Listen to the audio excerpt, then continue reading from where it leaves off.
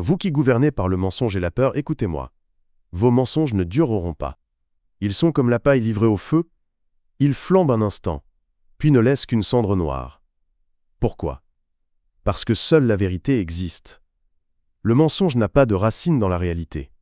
Il est l'enfant de l'imagination d'esprits égarés.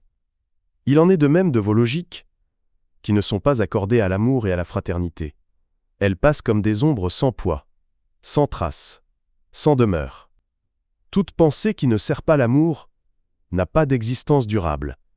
Toute action qui ne fait pas vivre se dissout comme un rêve au matin. Il en est de même de vos décisions fratricides, de vos choix qui écrasent la vie. Vos œuvres n'ont pas d'avenir, car elles ne portent pas la semence de l'éternité. Mais le royaume ne se mesure pas à ce qui domine, ni à ce qui brille aux yeux du monde. Car ce que vous avez rejeté est devenu précieux, et ceux que vous avez placés en dernier ont été choisis pour être les premiers. Ceux que vous avez privés de liberté, de pain, de sécurité et de repos, ceux dont la vie a été traversée par la violence des puissants, ceux qui ont cherché la vérité et la justice sans se laisser corrompre, le Père céleste les a regardés longuement. En eux, comme un jardinier silencieux, il a travaillé la terre blessée du cœur. Il n'a pas arraché la souffrance, comme on efface une faute, mais il l'a retournée, aérée, patiemment habitée. Et dans cette terre pauvre, il a planté les fleurs les plus rares. Ce sont ces cœurs meurtris, qui sont devenus des jardins cachés. Et ce sont ces jardins, nés de la fidélité dans la nuit, qui sont devenus les lieux mêmes du royaume. Car en vérité, je vous le dis, le paradis est une œuvre qui se réalise dans les cœurs éprouvés.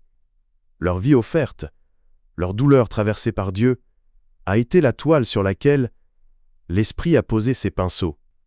Chaque larme est devenue une couleur. Chaque acte, juste une touche de lumière. Chaque refus de la haine, un éclat d'éternité.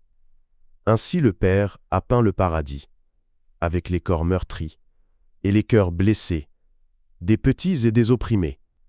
Et après votre dernier jour, dans le jardin d'Éden, ces vies devenues paysages seront des demeures ouvertes, offertes à tous les invités. Seul l'amour demeure, seul le sacrifice sauve. Dieu est amour, Père de la vie, non de la mort.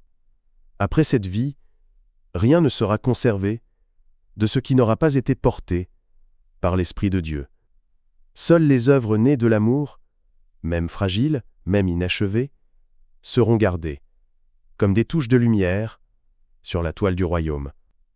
Moi je suis la vie, je suis la vérité, je suis le chemin. Vous avez choisi un autre chemin. Savez-vous où il conduit? Je vous vois marcher, gonflé d'orgueil et de superbe, sur la route de la perdition, et cela me remplit de tristesse. Mais écoutez encore, il est encore temps. Revenez à moi. Levez les yeux vers mon cœur sacré, blessé mais ouvert. Lui seul peut encore vous pardonner et vous rendre à la vie.